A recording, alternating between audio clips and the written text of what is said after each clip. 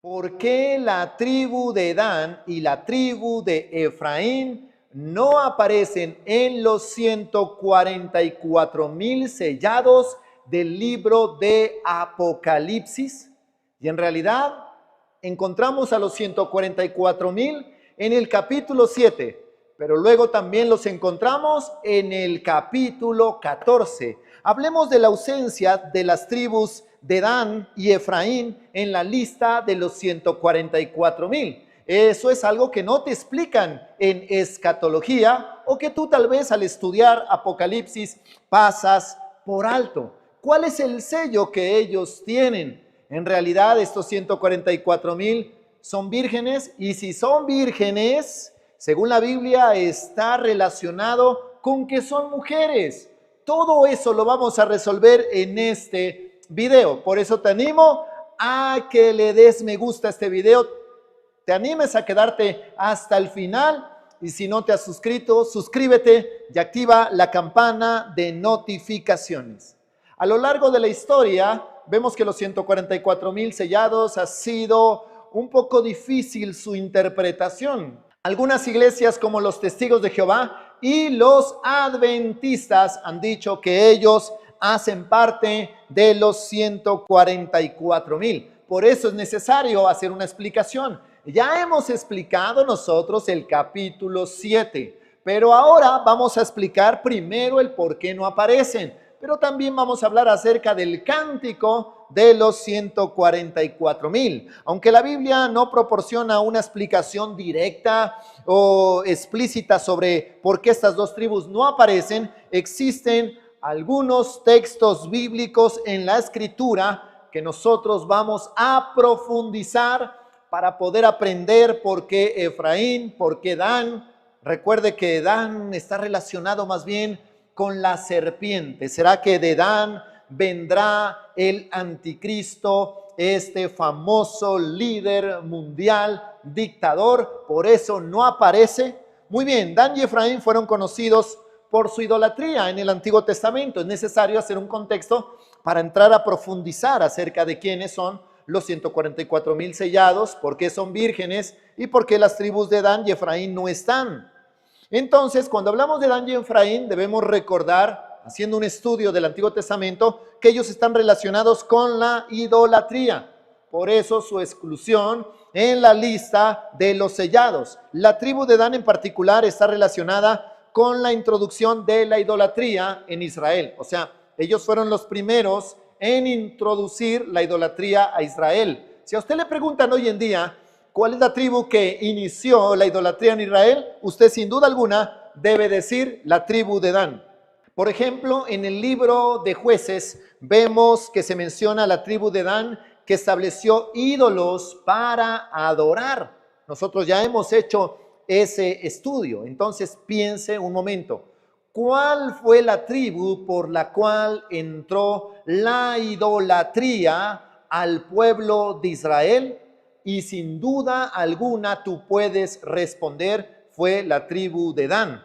Asimismo, nosotros podemos ver en Primera de Reyes, Jeroboam puso ídolos en Betel y también en el territorio que le fue asignado a Dan. Entonces podemos darnos cuenta nosotros cómo la idolatría entró a Israel por medio de Dan. La Biblia es su propio intérprete. Muy fácil. Si usted dice, bueno, ¿y por qué este pasaje no lo puedo entender? Este pasaje de Apocalipsis está muy oscuro. Fácil. Si usted tiene un buen dominio de la palabra de Dios, de las Escrituras, usted podrá entender el Apocalipsis y los pasajes más oscuros de la Biblia a través de otros pasajes que están claros como estos. Efraín también se asocia con la idolatría en varios pasajes. Por ejemplo, cuando leemos al profeta Oseas, donde se dice que Efraín se ha unido a ídolos, déjalo. Y obviamente nosotros sabemos cuál es el contexto de Oseas y cómo este profeta tuvo que casarse con una prostituta como mandato de Dios. Ese no es el tema que vamos a discutir, simplemente lo quiero mencionar para decirte que Efraín también está relacionado con la idolatría que afectó al pueblo de Israel. Recuerde, nuestro tema principal hoy son los 144,000 sellados, pero hay preguntas. ¿Por qué la tribu de Dan y por qué la tribu de Efraín no están? Y lo que estamos haciendo hoy en este video es precisamente resolviendo esas preguntas. Eso no se resuelve en una congregación, es difícil, pero aquí nosotros, a través de este medio, transmitiendo todos los días un video, estamos resolviendo todos esos enigmas, todas esas preguntas que la Biblia, solo la Biblia, la palabra de Dios, en un estudio serio y detenido, podremos resolver. Debido a esta conexión con la idolatría, algunos estudiosos sugieren que las tribus fueron excluidas de la lista de los 144,000 como una especie de juicio simbólico por su participación en la idolatría. Pero qué importante es saber qué tribus reemplazaron a estas tribus que durante mucho tiempo en el Antiguo Testamento estuvieron muy presentes. Usted ve la tribu de Dan presente, usted ve la tribu de Efraín, se la menciona cantidad de veces, pero hay otras tribus que llegaron a reemplazar. ¿Quiere saber cuáles son las tribus que reemplazaron a la tribu de Dan y a la tribu de Efraín? Si ve que este tema es interesante. Y no solamente eso, porque cuando entremos al capítulo 14 descubriremos muchas cosas más. Por eso siempre resalto, quédese hasta el final del video para que tenga un estudio serio. Hablemos de esa representación simbólica. En Apocalipsis, las listas de las tribus no siempre se adhieren estrictamente a las enumeraciones históricas del Antiguo Testamento. En ocasiones estas listas pueden tener un propósito simbólico más que estrictamente literal, y eso es una realidad.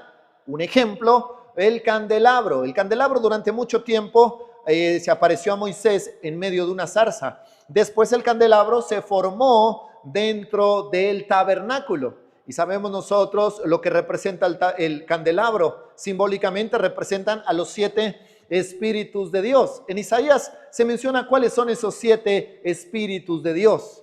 Según la tradición israelita, esa es la menorá, los 7 candelabros que representan los 7 espíritus de Dios que están en toda la tierra. Según nosotros sabemos que los 7 espíritus de Dios es el Espíritu Santo en una manifestación sobrenatural en toda la tierra.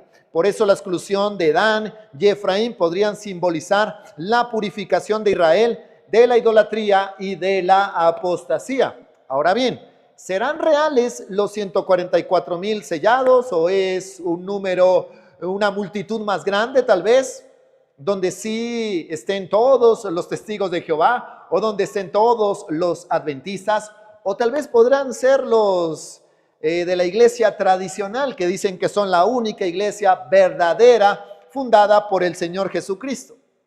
En lugar de Dan se incluye a Manasés. O sea, ¿quién es el que reemplaza a Dan? Manasés, el hijo de José, quien no aparece frecuentemente en las listas de las tribus de Israel. Entonces, cuando le pregunten a usted quién reemplazó a Dan, con seguridad debes decir que fue Manasés el que lo reemplazó, porque a Manasés no se lo menciona dentro de las tribus. Eso es interesante. Y esto puede ser un recordatorio de la bendición de Jacob a los hijos de José en Génesis 48. Eso es interesante también. Hay una lista y están todas las bendiciones. Y eso también es fuerte porque la bendición que le corresponde a Adán es un poco misteriosa, porque se menciona a Adán como la serpiente tortuosa. Y qué peligro, ¿verdad, Adán? ¿Podría venir el anticristo de Dan? Eso también está por resolverse. Y entonces cuando hablamos de Génesis capítulo 48, vemos la bendición que Jacob le da a sus 2 nietos que los adoptó como hijos. ¿A quién? A Efraín y Manasés lo recibió como hijos. Luego José pudo haber tenido más hijos, pero no están incluidos. ¿Por qué? Porque no fueron importantes. Efraín y Manasés son hijos de Jacob porque los adoptó, aunque eran hijos de José. Todos nosotros conocemos este estudio y les dio una bendición particular. La bendición, obviamente Manasés era el primogénito, pero la bendición, él cruzó las manos y bendijo al primero, a Efraín. Dice que José se enojó porque el papá cruzó los brazos. Dijo, no, hijo, así es necesario. El Señor me está invitando a orar de esta manera. Y siempre el Señor es extraño, ¿no? Vemos cómo el Señor bendice precisamente al menor que al mayor. Y en el campo espiritual el primogénito resulta ser muy distinto al campo físico. Génesis 48, donde Jacob adoptó a Efraín y Manasés como a sus propios hijos. Y ahí nosotros vemos la inclusión de Manasés. Desde ese momento vemos la inclusión. Los adopta como sus propios hijos, pero la bendición menor viene sobre Manasés y la bendición mayor viene sobre Efraín. Hay personas que dicen, bueno, pero ¿para qué damos tantas vueltas? Vámonos a lo concreto. Por eso es que las cosas no quedan claras. La profecía de la tribu de Dan. Cuando hablamos de la profecía debemos ver la Biblia en sus diferentes facetas. La tradición judía, la tradición cristiana conecta a Adán con el anticristo. Y usted dice, bueno, eso simplemente es una tradición o es un pensamiento. Pero si nosotros leemos las palabras de Jacob que están en Génesis 49, 17, donde se profetiza que Dan será serpiente junto al camino. Y por eso podemos decir que de la tribu de Dan estará relacionada con el surgimiento del anticristo y esta figura maligna, este líder político en los últimos tiempos. Esa es una realidad. ¿Por qué? Porque está en la Biblia. Yo simplemente tengo que leer. Dan será serpiente junto al camino. Simplemente lea y deje que la Biblia le diga.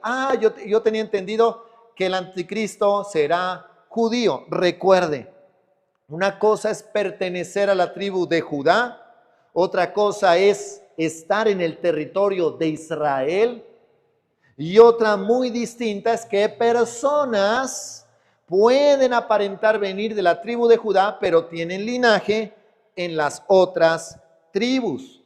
Recuerde que hay palestinos en este momento habitando en el territorio de Israel y usted ni siquiera se ha dado cuenta. La perspectiva de Israel, a pesar de la exclusión de Dan y Efraín en Apocalipsis 7, las promesas de restauración para Israel incluyen las tribus de Israel y también está incluido Efraín.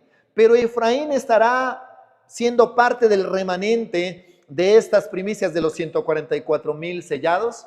La respuesta te la voy a dar en este momento. Resulta que Efraín somos nosotros, la iglesia. ¿Por qué Efraín no se lo menciona? Porque Efraín, aunque sí cometió idolatría y sí nos representa a nosotros, Efraín ha sido arrebatado. Efraín son los que hemos aceptado al Señor Jesucristo como nuestro único y suficiente Salvador. Efraín son los que representan a las 10 tribus que no regresaron. Sí, es cierto, Samaria, los samaritanos nos representan a nosotros, pero es Efraín, el hijo que no ha vuelto. Efraín es el hijo que está perdido. Efraín es el hijo pródigo que se ha ido. Y el hijo pródigo nos representa a nosotros. El hermano mayor son el pueblo de Israel. Ese es el hermano mayor que ha estado siempre allí. Y el que se fue, el que acabó con los bienes, el que se fue con la herencia y acabó es Efraín. Somos nosotros. ¿Por qué Efraín no aparece en los 144,000 sellados? No voy a tergiversar la Biblia ni a manipularla, sencillamente porque Efraín hasta este momento ha sido arrebatado. En el capítulo 4 de Apocalipsis comienza el arrebatamiento. Sube acá. Esa palabra sube acá es arrebatamiento. Es el rapto de la iglesia. Por eso la palabra iglesia ya no se la vuelve a mencionar. También en Ezequiel 48, en la visión del profeta sobre la distribución de la tierra en el reino milenial, la tribu de Dan es mencionada como la primera en recibir la porción de la tierra. Así que ¿la tribu de Dan aparece? Claro que sí. Pero ¿por qué no aparecen los 144,000? Porque los 144,000 sellados, excluyendo estas dos tribus, son las primicias. Eso no quiere decir que solamente 144,000 se van a salvar de Israel. Todo Israel será salvo, según lo que dijo el apóstol Pablo en Romanos y según lo que dice el profeta Zacarías. Esto indica que aunque están excluidos de los 144,000 sellados, no han sido eliminados permanentemente del plan de Dios para Israel. ¿Qué le parece? La exclusión de Dan y Efraín de los 144,000 sellados posiblemente se deba a la participación histórica de la idolatría y de la apostasía. Pero lo bueno es que nosotros tenemos la oportunidad de saber que nosotros somos Efraín y ya estamos aceptando a Cristo, o sea que estamos adelantados. Y gracias a Dios no nos vamos a sentir orgullosos por eso. Al contrario, es endurecimiento en parte de Israel, pero después Israel reconocerá al Señor Jesucristo. Te animo a que leamos Apocalipsis capítulo 1, capítulo 7, versículos del 1 al 3, y dice así la palabra de Dios. Después miré y aquí el Cordero que estaba en pie sobre el monte de Sión, y con él 144,000 que tenían el nombre de él y el de su padre escrito en la frente. ¡Qué interesante esto! Importantísimo. Ustedes han sabido que hay una iglesia que es unitaria. Ya nosotros nos dicen que somos trinitarios. Pero quiero decirles desde ya que la unicidad y la Trinidad son conceptos teológicos.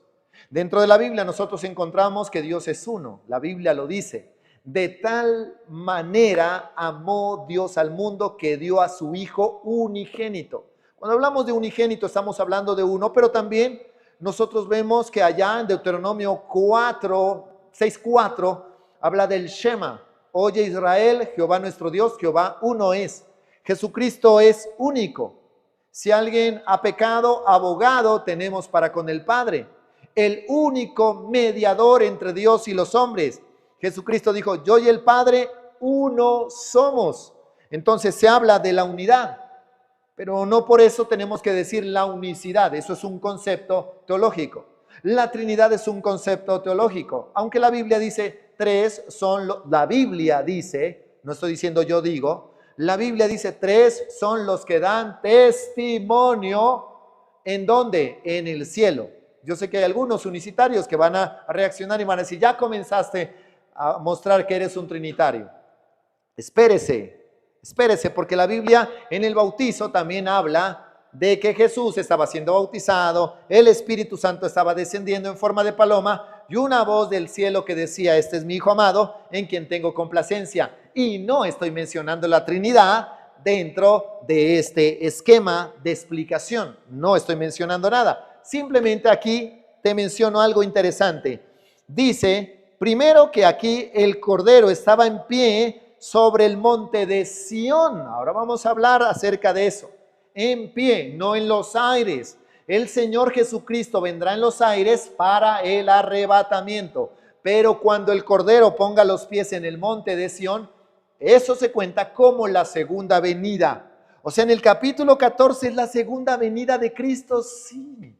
Maravilloso, porque es que en el capítulo 13 se habla acerca de la marca de la bestia, el 666. Se habla de la bestia del mar, que es el anticristo, líder mundial político, y se habla de la bestia que salió de la tierra, que es el falso profeta, líder religioso mundial, la religión mundial. Hago todo ese recuento para que nosotros podamos entender, porque siempre, si yo hago la explicación directa, siempre habrán personas que me digan, pero explíqueme quién es esta bestia, pero explíqueme quién es este. Entonces dice, tenían el nombre de él y de su padre escrito en la frente.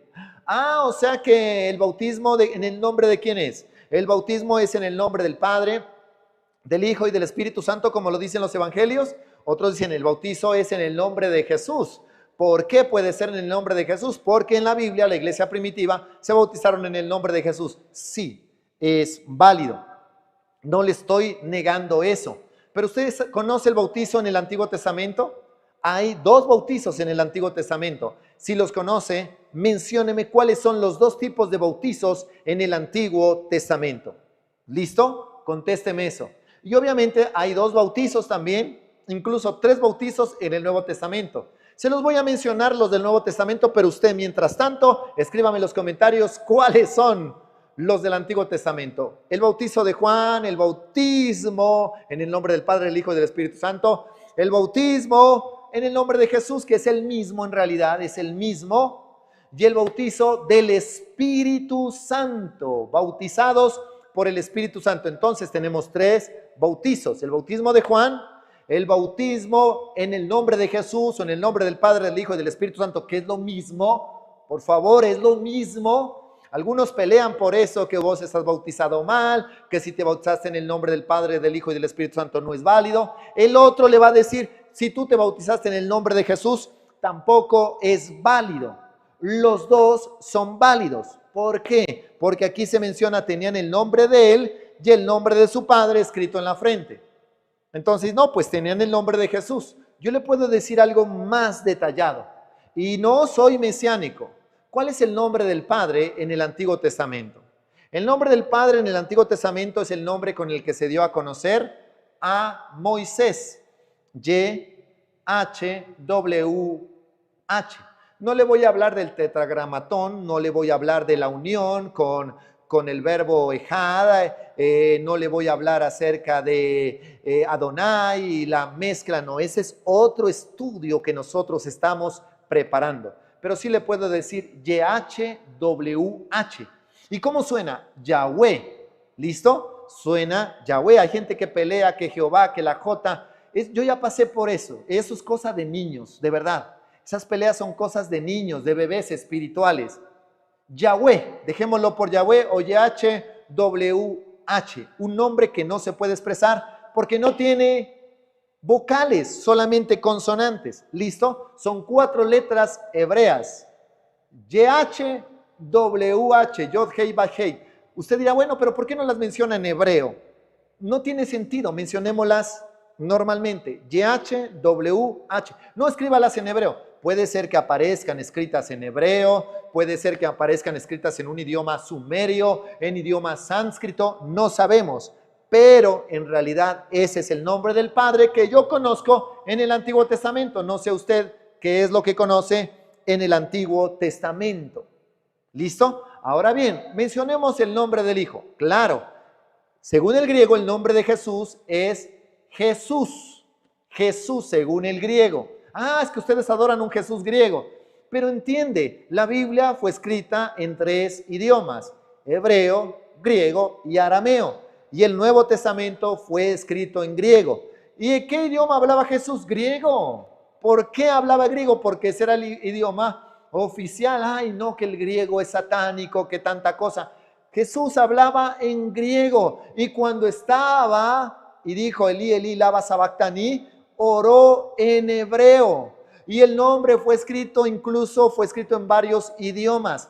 Porque el griego era el idioma oficial. Es más, Jesucristo hablaba y predicaba en griego koiné y de vez en cuando mencionaba un talita cumí o mencionaba efrata, que es en hebreo. Pero el Nuevo Testamento es escrito en griego. El apóstol Pablo predicó en griego porque ese era el lenguaje oficial o el idioma oficial. Lo que pasa es que la gente no conoce las conquistas de Alejandro Magno. Entonces llegan los judíos mesiánicos que adoran el hebreo, adoran a Israel, adoran la menorá, adoran un kipá y les dan 3 vueltas diciéndole, mire el hebreo y todo es el hebreo y en el cielo vamos a hablar hebreo y usted tiene que hacerse tatuar el Salmo 91 en hebreo y tanta cosa de hebreo y misticismo y tanta cosa extraña, oculta, rara.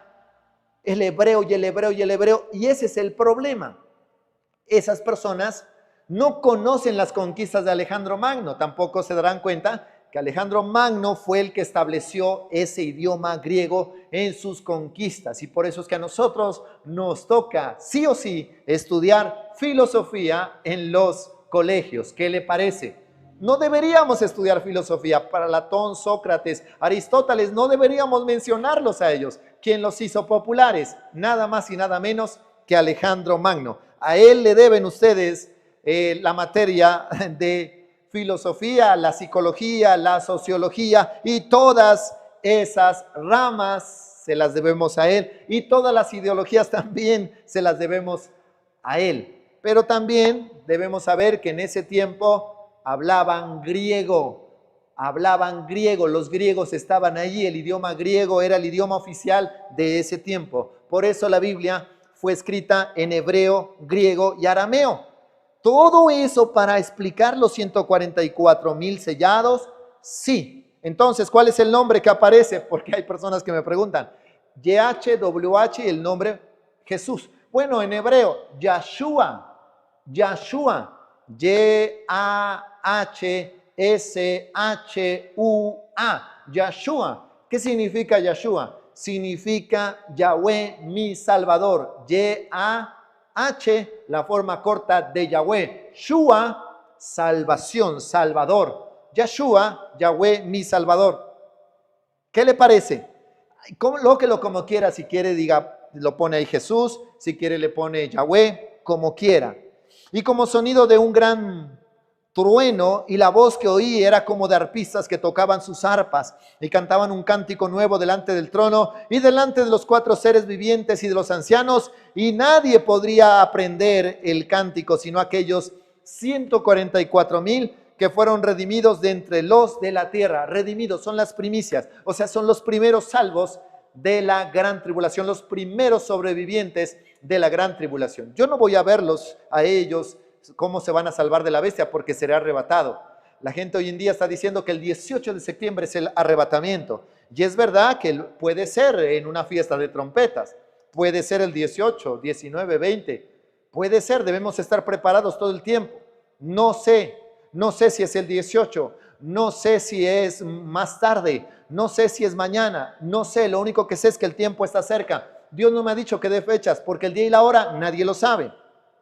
Estos 144,000 fueron vistos por última vez en Apocalipsis capítulo 7, que ya lo estudiamos, donde fueron identificados como un grupo de creyentes judíos que ministraron durante la gran tribulación. Hay personas que dicen, ¿y quién dijo que eran evangelistas? Vamos a darnos cuenta de las características. Y se les dio un sello de protección durante ese periodo. Ese sello, por eso son 144,000 sellados, cuyo sello es fácil de resolver. Es el nombre de Jesús, o el nombre del Padre, o Yahshua, o el nombre del Padre en su frente. Y estar sobre el monte de Sión con el Cordero, el monte de Sión físico. Esto muestra que salen victoriosos de la gran tribulación. No de la tribulación, sino de la gran tribulación. Recuerde, el periodo del gobierno del anticristo, que se conoce como la última semana 70, se divide en 2 partes. La primera parte es la tribulación. Algunos dicen que ya estamos en la tribulación. Eso es falso. Por eso le puedo decir que el 18, 19 es falso, porque todavía ni siquiera entramos en la tribulación. Unos dicen que ya comenzó el 8 de abril del año 2021, comenzaron los 7 años y estamos en la tribulación. Yo le digo, pero ¿por qué no comenzó mejor en el 2020, que era el tiempo de pandemia? Y eso sí parecía una tribulación. Entonces se divide en tribulación y gran tribulación, y muestra que salen victoriosos no de la tribulación, sino de la gran tribulación, porque ellos aparecen en medio de la gran tribulación. La bestia de Apocalipsis 13 ciertamente no ha derrotado a los 144,000. ¿Por qué? Porque estos 144,000 aparecen intactos en el capítulo 14. Aquí ellos están triunfantes, adorando y firmes con Jesús. Son 144,000 completamente israelitas. Algunos dicen judíos, pero en realidad lo que debemos decir son israelitas. De pronto decimos judíos porque relacionamos a todo Israel solamente con Judá, pero son israelitas, a excepción de estas 2 tribus que ya explicamos por qué no están. ¿Sí ve que ahora tiene sentido la explicación? Y esto se pone mejor todavía, porque esta es una explicación contundente. Usted quiere saber lo que hemos hablado acerca de los 144,000 sellados en el capítulo 7, también tenemos la explicación. Apocalipsis 14 contestará 2 preguntas importantes que surgen de Apocalipsis 13. ¿Cuáles son las preguntas? La bestia de Apocalipsis 13 es terrible y asombrosa, y puede hacer guerra con los santos y vencerlos. Eso lo dice el versículo 7 de Apocalipsis capítulo 13, ¿verdad? Así que es justo preguntar, ¿la bestia salió completamente victoriosa sobre el pueblo de Dios? O sea, ¿los pudo vencer, pudo hacerles daño? La presencia de los 144,000 en el monte de Sión con el Cordero enfáticamente dice que no. O sea, que sí logró hacerle daño, pero hay un remanente que la bestia no pudo tocar. ¿Y por qué no pudo tocar? Porque tenían un sello en la frente. Y por el capítulo 14 ya sabemos cuál es el sello. Y la gente desesperada esperando que el capítulo 7 arroje todas las respuestas. No, la Biblia en general tiene todas las respuestas. La segunda pregunta tiene que ver con el mismo dictador satánico que es el anticristo. ¿Qué le sucede a la bestia y a sus seguidores? ¿Qué le pasa a la bestia y a sus seguidores? El resto de Apocalipsis capítulo 14, el 15, el 16, incluso el Apocalipsis capítulo 19, que también tenemos una explicación contundente, contestará esa pregunta. Los seguidores son todos aquellos que decidieron hacerse poner la marca de la bestia. Ya nos estamos acercando, tenemos un video acerca del escaneo de iris, que dan $50 por escanear tu iris, y por cada persona que tú busques te dan $25. Por cada persona que llames a que escaneen su iris te dan $25, y eso puede hacer crecer tu fortuna. ¿Qué le parece? ¿Quiere decir, pastor, que las personas que se hicieron escanear y se hicieron marcar por la bestia? No, que ese es el sistema. O sea, nos estamos familiarizando con la marca de la bestia, y hay personas que hacen fila. Algunos me dijeron, pastor, yo me hice escanear, pero me arrepiento, le pido perdón. No te preocupes, puedes arrepentirte, pídele perdón a Dios y dile al Señor que no permita que ese mundo de materialismo te afecte, porque el anticristo a través del materialismo gobernará los corazones de las personas. El resto de Apocalipsis contestará las preguntas que nosotros tenemos. Mire, Apocalipsis 7, los 144,000 son vistos en el principio de la gran tribulación, en el principio de la gran tribulación, o sea, en el segundo periodo de los 3 años y medio. Apocalipsis 14 los muestra triunfantes al final de la gran tribulación. Múltiplos, ¿verdad? 7, 14, los múltiplos. ¿Qué tiene que ver?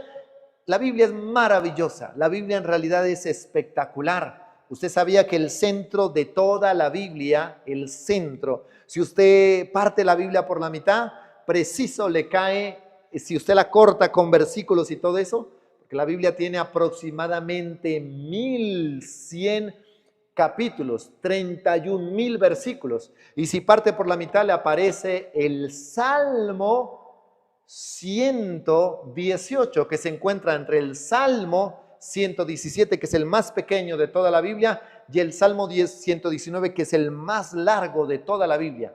Y el versículo 8 es el centro de toda la Biblia. ¿Y sabe lo que dice? Confiar en Jehová antes que confiar en el hombre. Ese es en realidad el corazón de la Biblia. En pie sobre el monte de Sión, mire, ¿por qué están reunidos en el monte de Sión? Sión es el antiguo nombre dado a las colinas que conforman a Jerusalén. Es un lugar donde Jerusalén junta a sus escogidos redimidos y reina sobre la tierra. Oh Jerusalén, Jerusalén, que matas a los profetas. ¿Cuántas veces quise unirlos como la gallina junta a sus polluelos, pero no estuvieron dispuestos? Y el Señor sabe el periodo tan amplio de 2000 años dedicado a la iglesia. De cierto, no me veréis hasta que digas, Baruch Haba, Eshen Adonai, bendito el que viene en el nombre del Señor, bendito. Y Jerusalén dirá, bendito el que viene. Sí, aquí están los 144,000 sellados cumpliendo esa profecía que Jesucristo dice cuando Él mira a Jerusalén dispersa, cuando los mira con ese corazón duro, con ese corazón lleno de idolatría. Es el monte de Sión, eso aparece en Salmos, Isaías, Joel, Abdías, Miqueas. Habla acerca de que Jesucristo pondrá sus pies en el monte de Sión. Y a los judíos o a los israelitas se les dice sionistas. Sí, está bien, dígale sionistas.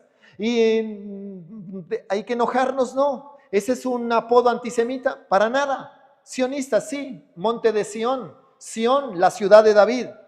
Entonces, el monte de Sión es literal, sí, aunque algunos lo ven como la Sión celestial. No, es literal, monte de Sión. El otro monte es el monte Sinaí. El monte Sinaí queda en Egipto, no queda en Israel. Hay gente que todo piensa que es Israel, que Arabia es Israel, que Turquía es Israel, que Afganistán es Israel, todo. La gente, de verdad, yo me he encontrado con gente preparada, con doctores, me he encontrado con filósofos, me he encontrado también con algunos psicólogos, ingenieros, Y siempre me preguntan, allá en Israel, ellos creen que todo es Israel. Allá en Israel, cuando están hablando de Arabia, allá en Israel todo, creen que Irán es Israel, que Irak es Israel, y no es así. Hay que saber diferenciar. En el Medio Oriente hay cantidad de naciones y varias de esas naciones son antisemitas. Entonces, los 144,000 sellados son como los jóvenes hombres judíos que sobrevivieron al horno de Daniel capítulo 3, ¿se acuerdan? Esos jóvenes judíos, ¿cuántos eran? 3. Sobrevivieron al horno porque decidieron no adorar y no postrarse ante esa imagen. Ellos probaron la habilidad de Dios para preservar a su pueblo. Entonces, pastor, son hombres. Pastor, me acabas de decir que son hombres los 144,000 sellados y que no son mujeres. Vamos a ver qué nos dice la Biblia. Por eso son muchos los interrogantes. Y surgen más interrogantes a medida que nosotros vamos estudiando y a medida que vamos analizando, vamos resolviendo cada uno de ellos. Tenían el nombre de su padre escrito en la frente. Los seguidores de Satanás y la bestia podrían tener una marca en su mano o en su frente. Eso aparece en Apocalipsis capítulo 13. La marca de la bestia, el 666, 3 veces repetido el 666, ya hemos explicado. El número 6 es número de hombre, el número 3 es número divino. Entonces, que esté repetido 3 veces quiere decir la imperfección perfecta. Pero esta marca es solamente una copia de la idea detrás de la marca de identificación en las frentes de cada uno de estos 144,000. Recuerde que ellos estaban sellados en el capítulo 7. La marca aparece en el capítulo 13. Es importante leer la Biblia de esa manera. ¿No le parece que Satanás hasta en eso quiso imitar al Señor? Colocar una marca, colocar un sello para que las personas puedan vender o comprar si tienen ese sello. Si no tienen, se mueren de hambre. Pero es una imitación, porque ellos aparecen sellados en el capítulo 7. En el capítulo 12 y en el capítulo 13 aparece el dragón, la bestia que sale del mar, que es el anticristo, y la bestia que sale de la tierra, que es el falso profeta. ¿Qué le parece el Apocalipsis de esa manera? Escríbame en los comentarios. Yo creo que estamos entendiendo muy bien lo que es el libro de Apocalipsis. Déjeme decirle que todo el tiempo estoy estudiando Apocalipsis, leyendo libros de Apocalipsis, en inducciones de Apocalipsis, haciendo diplomados de Apocalipsis, para que usted pueda ser instruido aquí a través de este medio. Por eso le digo, la marca de la bestia, el 666, es una copia del sello que tienen los 144,000 sellados que pertenecen al Padre. Si nosotros vemos que en la Biblia, en Apocalipsis 12 y 13, aparece el antipadre, aparece el anticristo y aparece el antiespíritu santo, no, hasta ese momento no he mencionado la palabra Trinidad. ¿Quiénes eran esas personas que tenían el nombre de su padre escrito en sus frentes? ¿Quiénes son? ¿Quiénes son? ¿Será que ese nombre es tal vez la J de los testigos de Jehová, o sea, la T y la J, testigos de Jehová? O tal vez son la A y la S, adventistas del séptimo día. O tal vez aparece una M grande, la M de los mormones. ¿Quiénes son? O tal vez aparece la C, aparece la R grande católica romana. ¿Quiénes son? Estoy seguro que hay gente, católicos tradicionales, que de una podrán decir, no, nosotros somos los 144,000 sellados. Estoy seguro, y así a veces quedamos mal. A veces como cristianos, por falta de conocimiento, también no tenemos fundamentos y por eso se nos burlan. Una voz de muchas aguas y un sonido de gran trueno. Esta es, sin duda alguna, la voz de Dios. Apocalipsis capítulo 1 menciona su voz como estruendo de muchas aguas. Hermoso, ¿verdad? Escríbame en los comentarios. ¿Alguien ha estado en las cataratas del Niágara? ¿Cómo sería ese sonido tan fuerte? Las personas que han ido cuentan que ese sonido es muy fuerte y parece que nunca termina. O sea, parece que es para siempre, ese sonido va a quedar ahí. O en qué momento se apaga o en qué momento hay silencio. Y eso es constante. A toda hora las cataratas del Niágara están produciendo un sonido muy fuerte. Así semejante es la voz de Dios. Quizás Dios habló aquí para proclamar su aprobación de estos 144,000 siervos fieles. Así como una voz del cielo se escuchó y dijo, este es mi Hijo amado en quien tengo complacencia, él oíd. Esa misma voz aparecerá para reconocer a los 144,000 como siervos fieles en el sentido que se expresa en Mateo 25. Bien, buen siervo fiel. En lo mucho has sido fiel, en lo mucho te pondré. Entra en el gozo de tu salvación. Qué maravilloso será ese tiempo. 144,000 que no les hará ni un rasguño la bestia. Qué hermoso. Entonces yo me quedo con la bestia, no me voy en el arrebatamiento y haré parte de los 144,000. Si usted vive en México, no sueñe con eso porque usted no es de estas tribus. Usted no hace parte de estas tribus. Usted es Efraín, recuerde. Pastor, es que yo soy de la tribu de Judá porque a mí me dijeron. Y si conoces a Jesús, es preferible que te vayas en el arrebatamiento. No vas a ser parte porque estos 144,000 tienen una característica especial. Sigamos. Y la voz que oí eran como de arpistas que tocaban sus arpas. Recordemos que los ancianos en Apocalipsis capítulo 5 versículo 8, los 24 ancianos, ¿quiénes son? Son los 12 patriarcas y los 12 representantes de la iglesia, los 12 apóstoles. Tienen arpas, quizás aquí donde su música es escuchada para acompañar la excelentísima alabanza de los 144,000, mientras cantan el cántico nuevo, único de ellos, es único de ellos, es nuevo, es único. Ese cántico nadie lo sabe, pero no falta algún profeta que salga en estos días, o falso profeta, que así como le fue revelado la fecha del 17 y 18 de septiembre, que va a ser el arrebatamiento, no sé qué va a pasar con este personaje que dice eso, el 19 de septiembre o el 20 de septiembre, no sé qué va a pasar, pero también habrán personas que digan, no, mire, este es el cántico que van a cantar, o algún grupo de alabanza dirá, el cántico de los 144,000, espero que no hagan eso. Y cantan un cántico nuevo, nadie sabe ese cántico, que sí, que yo soñé, no falta personas que me escriban, pastor, lo que pasa es que yo soñé en el cántico que cantaban, a mí me lo fue revelado, no falta, y son orgullosos todavía.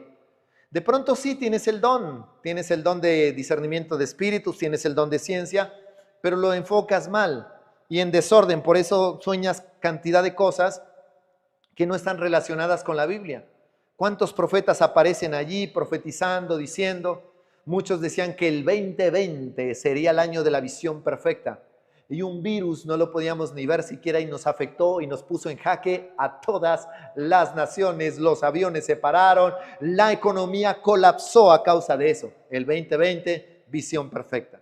¿Sí ve? Nosotros tenemos que ir a la Biblia, a la palabra de Dios. ¿Qué nos dice la palabra? En Apocalipsis 14:1, los 144,000 tienen sus pies firmes, puestos en el monte de Sión, terrenal, no celestial, en la tierra, y están con el Cordero, o sea, con Jesús. Ellos ya están en la venida de Jesús. ¿En qué parte de Apocalipsis comienza la segunda venida de Cristo? En Apocalipsis capítulo 14. Pero sus alabanzas llegan directamente a la presencia de Dios, justo delante del trono. En nuestra alabanza y adoración, en realidad podemos transportarnos y ser escuchados en los lugares celestiales. Sí, recuerde, Daniel había estado orando durante 21 días, ya hemos explicado que el famoso ayuno de Daniel no existe. Si quiere, mire nuestro video que aparece también allí, el ayuno, el verdadero ayuno, cómo ayunar bíblicamente se llama. Si quieres aprender a ayunar, tenemos un video que tiene muchísimas visualizaciones, te animo a que lo veas y ahí vas a aprender a ayunar correctamente. Pero hablemos de que la oración o la adoración o la alabanza llega al cielo inmediatamente. Dice la Biblia, desde el día que comenzaste a orar fue dada la orden en el cielo, pero me demoré 21 días porque el príncipe de Persia se me opuso peleando conmigo. Entonces vino Miguel para ayudarme, para que yo pueda enviarte el mensaje. Posiblemente era Gabriel, el ángel que llegaba con la respuesta, no arcángel, sino el ángel Gabriel. Pero el arcángel Miguel vino a ayudarle. Vino a ayudarle para que la respuesta llegue después de 21 días, pero la orden en el cielo fue dada de inmediato. Cada vez que alabas, cada vez que adoras, la orden es dada de inmediato. Cuando te inclinas en adoración, estás en tu estado más elevado. Alguien dijo, no la Biblia, alguien dijo que el que alaba a Dios ora 2 veces. Hermoso, ¿verdad? Y yo creo que sí, porque el estar absorto en la alabanza a Dios es el estado más sublime del alma. Alabar a Dios por su misericordia es algo, pero estar enteramente vestido de alabanza a Dios por esa misericordia es mucho más.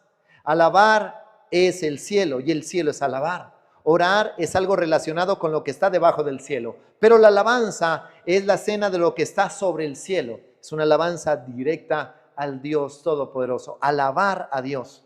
Versículos del 4 al 5. Estos son los que no se contaminaron con mujeres.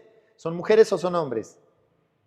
Son hombres. Son hombres los 144,000 sellados. Lo siento, amiga testiga de Jehová, o tal vez pariente testiga de Jehová, lo siento, pero quedaste por fuera de los 144,000. Yo también quedé por fuera, pero no me voy a poner triste porque yo me voy antes con el Señor y tú te irás antes con el Señor en el arrebatamiento. Sí ve de maravilloso que es explicar la Biblia, pero seguro los testigos de Jehová explicaron en su tiempo la Biblia de esa manera. Ya vamos a los 144,000, ya estamos en 200,000 miembros.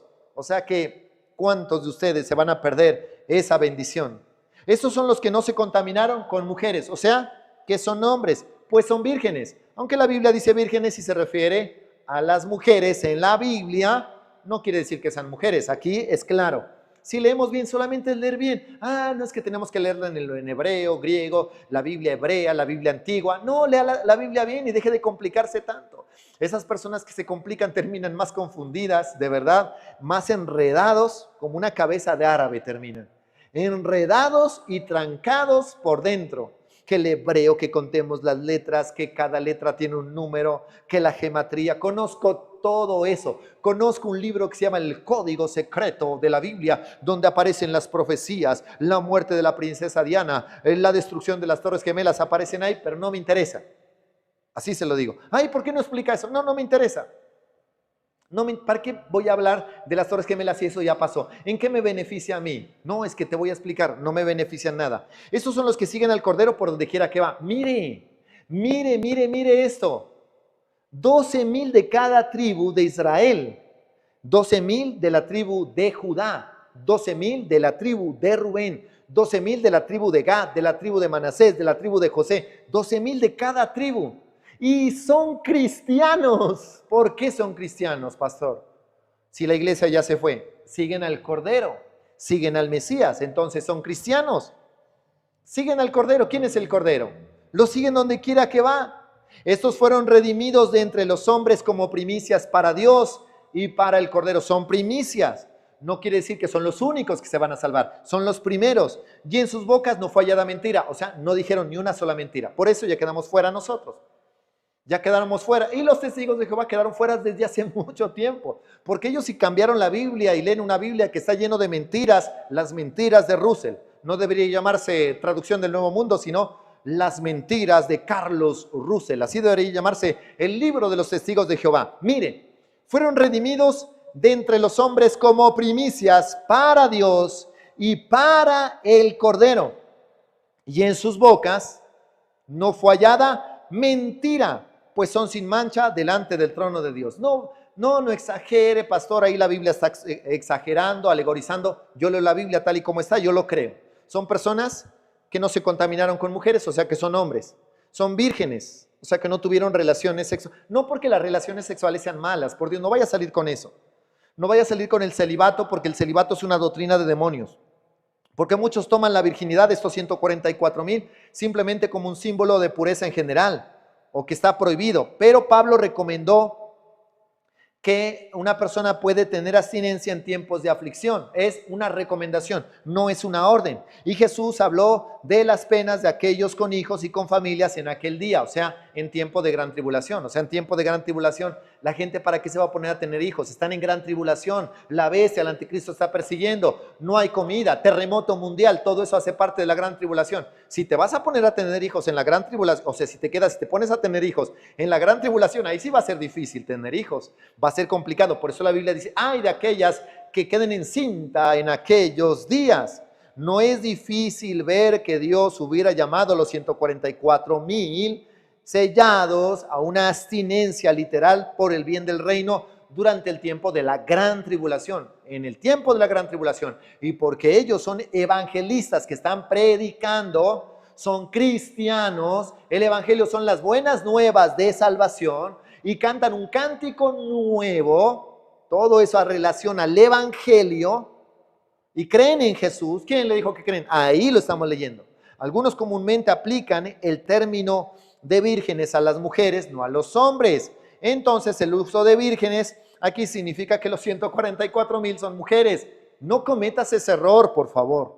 No cometas. Si el término vírgenes es una imagen de pureza en general, esto refuerza la identificación de los 144,000 con Israel. Israel es referido frecuentemente en la Biblia como la Virgen.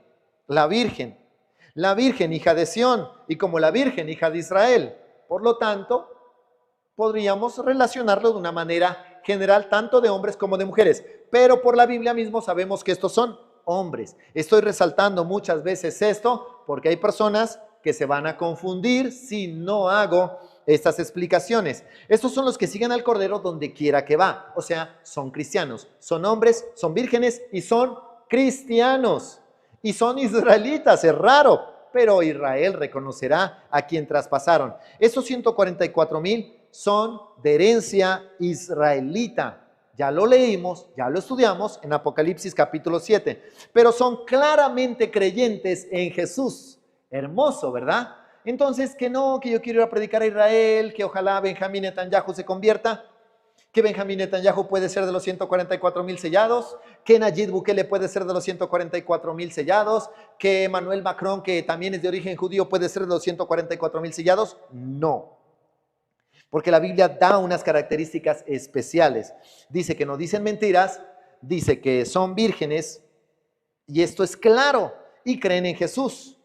De otra manera, no estarían con el Cordero, siguen al Cordero donde quiera que va y no podrían estar sin mancha delante del trono de Dios. Cada persona de la vasta multitud salvada durante la tribulación será salvada exactamente de la misma manera. Nadie se va a salvar sin Jesús. Algunos dijeron que los 144,000 se salvan solamente por cumplir la ley. Nadie se salva por la ley. Todos somos transgresores de la ley. La ley son 613 mandamientos y si fallas en uno solo, te vuelves transgresor de toda la ley. Por eso por la ley nadie se salva. O sea, ¿qué hizo la ley? ¿Cuál era el propósito de la ley? El propósito de la ley era demostrar que nosotros por nuestras fuerzas no nos podemos salvar y que es necesario la redención. Por eso Jesús tomó los 613 mandamientos y los clavó en la cruz, despojando a los principados y a las potestades, los exhibió públicamente triunfando sobre ellos en la cruz, anulando el acta de decretos, 613 leyes que nos eran contrarias, que nos mostraba que éramos culpables, y Jesucristo, en Cristo Jesús, somos culpables redimidos. Es más lo que ganamos en Cristo que lo que perdemos en Adán. Aun cuando el trato de Dios con la iglesia aquí en la tierra termina con el rapto, por eso en el capítulo 4 no se menciona la iglesia, o el arrebatamiento. El rapto y arrebatamiento es lo mismo. No se complique por eso. Hay gente que todavía pelea. No, no es rapto, es arrebatamiento, es lo mismo. La palabra griega de rapto y arrebatamiento es harpazo o zarpazo. Ciertamente la manera en que las personas vienen a la salvación o que se convierten en parte de la familia de Dios, la cual incluye a todos los redimidos, tanto los de antes como los después del rapto, no cambia. La única manera para ser salvos se llama Jesús. No hay otra manera, tanto para israelitas, para egipcios, para palestinos, para árabes, para todas las naciones, hasta el más malo, el más perverso, puede tener redención en Jesús. Nadie se va a salvar sin Jesús. Nadie. Todos se deben salvar por Jesús. Estos fueron redimidos de entre los hombres como primicias para Dios y para el Cordero. 144,000 son las primicias de una gran cosecha. Son el núcleo piadoso de Israel, el cual es símbolo de la salvación de toda la nación. Toda la nación de Israel será salva. Estos 144,000 descritos como primicias pueden ser utilizados para predicar a aquellos que serán salvos en ese periodo. En el periodo de la gran tribulación, ¿van a haber salvos? Claro que sí. van a haber salvos, van a haber personas que se salven. ¿Y cómo lo van a hacer? ¿Cómo van a lograr ser salvos? ¿En qué manera, en qué forma van a lograr salvarse? Lo van a lograr a través de la predicación de estos 144,000 sellados, que son cristianos, son vírgenes y no hablarán mentira. El evangelio es las buenas nuevas de salvación. Todas las personas que han estado conectadas hoy a esta transmisión, les animo a que por favor nos den un me gusta, compartan este mensaje, este video con otros, y si es la primera vez que estás con nosotros, suscríbete, activa la campana de notificaciones, y si quieres escribirnos a nuestro número de WhatsApp, puedes hacerlo. Ahí en pantalla aparecerá el número de contacto para que nos escribas, para que poderte añadir a una lista de difusión y mandarte todos nuestros estudios. Que Dios te bendiga.